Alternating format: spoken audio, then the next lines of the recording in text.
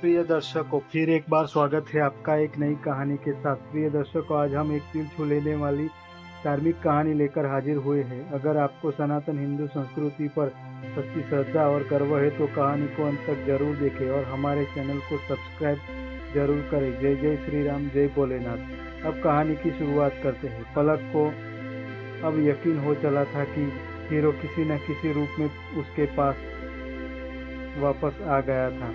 उसके अंदर वही अपनापन था, वही प्यार और वही भावनाएं जो उसने हीरो के साथ महसूस की थी। लेकिन अब भी कुछ ऐसा था जो पलक की समझ से परे था। क्या यह सच में हीरो था या फिर कोई और रहस्य उसके जीवन से जुड़ा हुआ था? क्योंकि कुछ अधूरी कहानियां कभी न कभी अपने उत्तर खोज लेती है। पलक की जिंदगी फिर से सामान्य होने लगी थी, लेकिन उसके मन में अब भी एक सवाल था। क्या वह आत्मा हमेशा के लिए नष्ट हो चुकी थी? एक दिन जब वह पार्क में अपने नए साथी के साथ खेल रही थी, तभी वही अजनबी फिर से उसके पास आया। तुम अब भी मुझसे कुछ छिपा रहे हो, है ना? पलक ने पूछा। अजनबी ने गहरी सांस ली। तुमने सही पहचाना। आत्मा पूरी तरह नष्ट नहीं हुई थी। वह अब भी इस दुनिया में है, लेकिन बहुत कमजोर हो चुकी है। पलक का दिल एक बार फिर से तेजी से धड़कने लगा। तो क्या वह फिर से वापस आ सकती है? शायद हाँ, लेकिन इस बार तुम्हारे पास हीरो है और अब तुम पहले जैसी कमजोर नहीं हो। अगली कुछ रातों तक सब कुछ सामान्य था, लेकिन फिर पलक को अपने अपार्टमेंट में कुछ अजीब घटनाएं महसूस होने लगी। खिड़कियां अपने आप खुल जाती, दरवाजे पर हल्की दस्तक सुनाई देती। कभी कभी उसे लगता कि कोई परछाई इसके पीछे है। हीरो भी अजीब व्यवहार करने लगा था। वह बार बार किसी अनदेखी चीज को घुर्राता और फिर उसके पास आकर बैठ जाता। यह वही संकेत थे जो पहले भी मिले थे। पलक को समझ आ गया कि सब कुछ फिर से शुरू हो रहा है। एक रात पलक गहरी नींद में थी जब अचानक उसकी आंख खुल गई।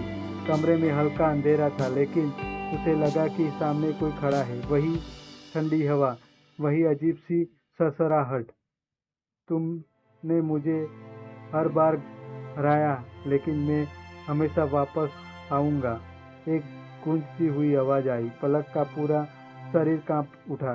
हीरो अचानक बिस्तर से कूद गया और जोर जोर से भौंकने लगा। परछाई धीरे धीरे पलक की और बढ़ने लगी। इस बार पलक तैयार थी। तुम चाहे कितनी भी बार आओ, लेकिन मैं डरने वाली नहीं हूँ, उसने जोर से कहा। परछाई खिसक गई। हीरो आगे बढ़ा।